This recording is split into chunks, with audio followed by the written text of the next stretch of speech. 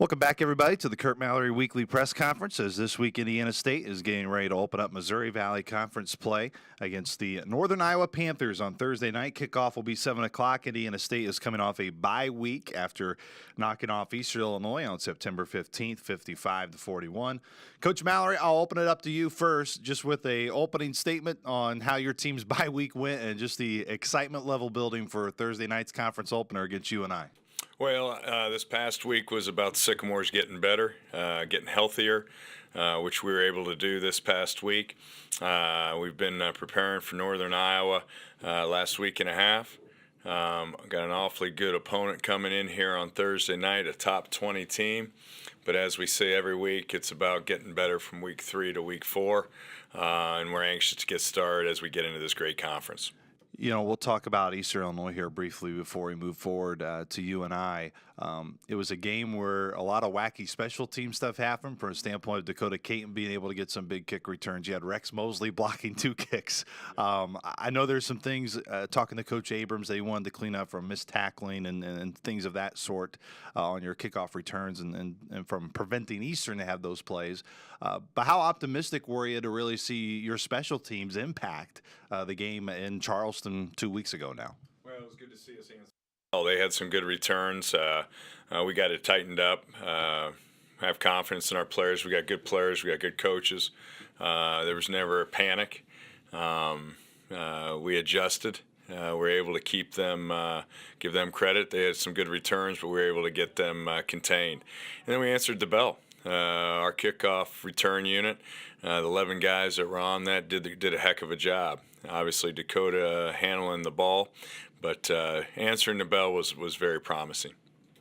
Also, when you look at that game, we spotlighted him yesterday on GoSycamores.com. Ryan Boyle stepping in and really filling that role. So I don't want to use the word perfection because I think that doesn't give him the credit he deserves in terms of what he also needs to improve on. But you've talked about his leadership role, and even though when you knew you were going to go with Ryan in the game, there wasn't any unease for you guys as a coaching staff because you knew the capability he had.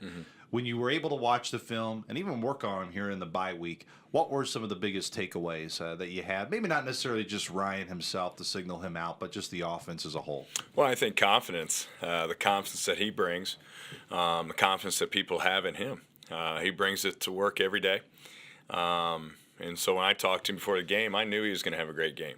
I've seen the way he conducts himself, how he's professional, how he goes about his business. And going into the game, I knew he'd play outstanding and lead us to a victory. Overall, offensively, running the football has been a big piece this year, and that's what you've always wanted. Where last year wasn't necessarily the case where you were able to move the ball consistently on the ground. I know there's a lot of things that play into that. You bring up the offensive line a lot. You bring up the leadership of Jaquan Keys and what he's done.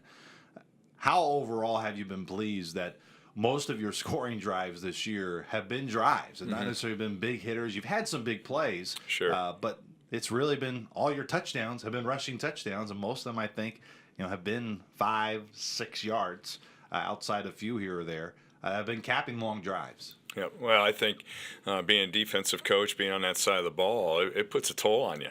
When an offense has drives, puts together drives, wears the defense down. And when you just keep moving the chains, yeah, if you get a big play here and there, you'll get that adjusted and line up and play the next series. But when you got 8-9 plays, you have to sit down and adjust on the sidelines. That takes a lot. It takes a lot of work on the coaching staff. Takes a lot of toll on the defense, but it wears on you, especially as you get into the fourth quarter. One of the 2 biggest areas of improvement offensively, I think, one, third down conversions. You're right now converting at a 44% rate, where a year ago it was basically cut in half. And also your efficiency in the red zone this year has been, honestly, I think there's no other word to describe it than amazing. 15 for 15. I think you're one of 3 teams right now in the Missouri Valley Football Conference that are perfect in your red zone. What has led to your offense having so much success, specifically when you get inside the 20 and you got to get points? And out of those 15, 13 of them have been for touchdowns. It's been an emphasis that we've taken with our team. We always talk about the big four. We work on that every day. We work on third down every day. We work on red zone every day. We work on 2-minute every day. We work on blitzing. And it's on both sides of the football. And our players have bought into that. They've improved dramatically. But we're going to get really tested as we get into the conference. It's the best conference in FCS. We open up the conference with a top 20 team, and we'll see where we stand. I mentioned opening up against UNI. This was the team you ended last year against in Cedar Falls.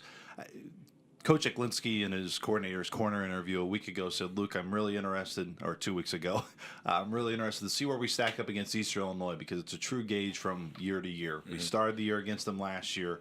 It's a full circle effect. We'll really see how much improvement.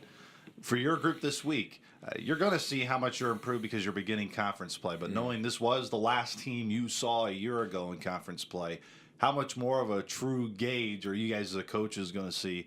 Oh, we're going to find out how much improvement we've made because the last time we played a Missouri Valley football game, it was against UNI. Oh, it was definitely one-sided. I watched it earlier in the week, and I don't know how much I'm going to take from the game other than we got our butts kicked. And they were a far better football team on that Saturday than the Sycamores.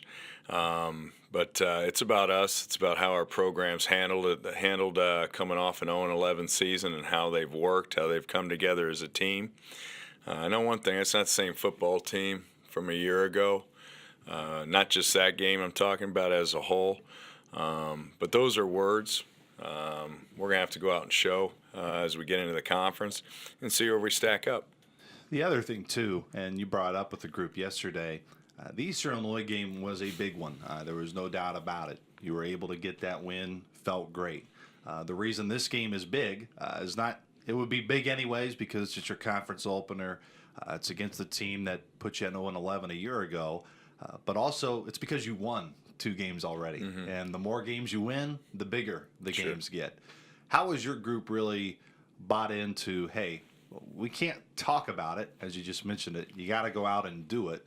And how they're really starting to see it pay off for a group that didn't experience a lot of winning a year ago. But now it doesn't seem your group, even when things go bad, like Eastern didn't start the way you wanted it to, but they found a way to bound together and be able to push through and win that game.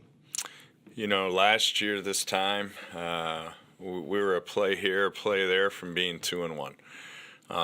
This year we are 2-1. But when we got into the conference a year ago, it wasn't even close. The average score was 50-10, and make no bones about it, people looked at us as another bye. And so we'll see where we stack up. And our players have used that as motivation, not just for the week, but this has been a year-long work that they've put in. I know they're anxious to see how we match up in the conference, and the opener's 7 p.m. Thursday night. Overall, Coach, you look at UNI, it really doesn't matter what their personnel is each and every year. Coach Farley does a really tremendous job in getting his team ready, making them a playoff team like they were a year ago. What stands out just about their group this year? You know, they had a Power 5 game against Iowa. They beat Hampton a week ago and lost to a really good Montana team at the FCS level. Mm-hmm. What's been the biggest gauge you've been able to grab from them and watch their film with your staff through their 3 games this year?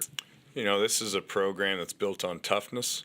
This program has been good year in and year out.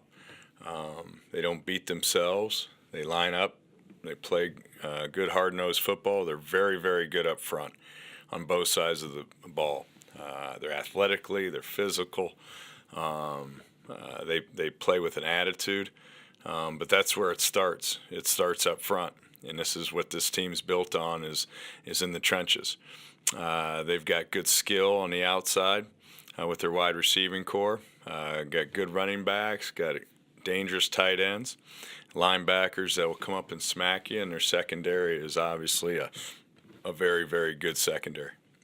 Finally, Coach, let's talk about the environment on Thursday. I know You're having first responders come out. They can get into the game for free.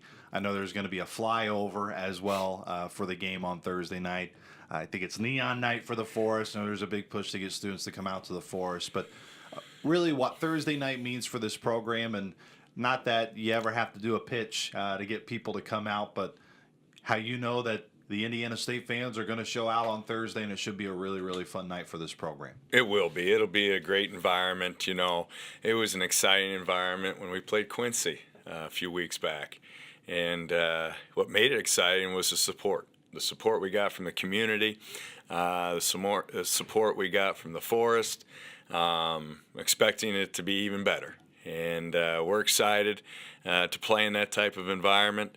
And we always talk about we need everybody. And what a great environment to play in.